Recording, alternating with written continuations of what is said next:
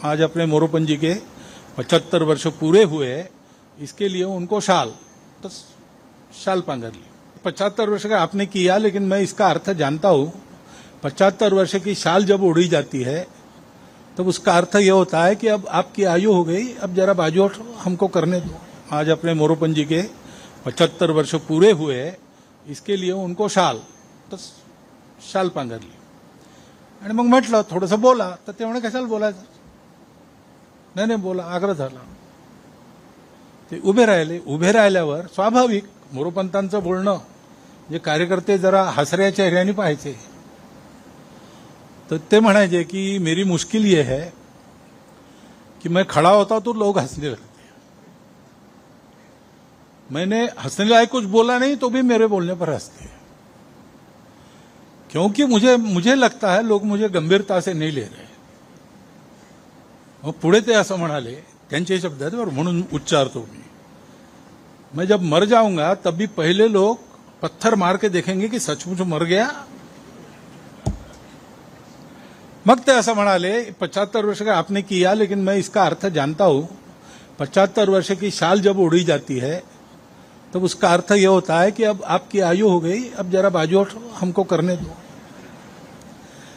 म्हणजे त्यांच्या गौरवाकरता गौरवाचा भाव मनात घेऊन सगळं होतं, त्याच्यात तो गौरव आपल्याला चिकटू नये ह्याची ते स्वतःच काळजी घ्यायचे। आणि असा विनोदाचा सुरा चालवून तो चिकटणारा गौरव सगळा सोलून बाहेर टाकायचे। हे मनुष्याचं व्यक्तित्व जेव्हा विलीन होतं, आपल्याकडे एका गीतात उल्लेख आहे, त्या अहंकार कोशात कोंडून पडे पुरुषार्थ, तो कोश दुभंगुनी होत हे विशाल जीवन आता, जगतास देऊ मानवता, संघ हीच जीवन गाथा। या ओळी पूर्णपणे जगणारे मोरोपंत, आणि त्याच्यामुळे तो कोश दुभंगून हा जो पुरुषार्थ विशाल प्रगट झाला, तो पुरुषार्थ आजही आपल्याला प्रेरणा देतो। मला वाटतं हे पुस्तक सगळ्यांनी घेतलं पाहिजे।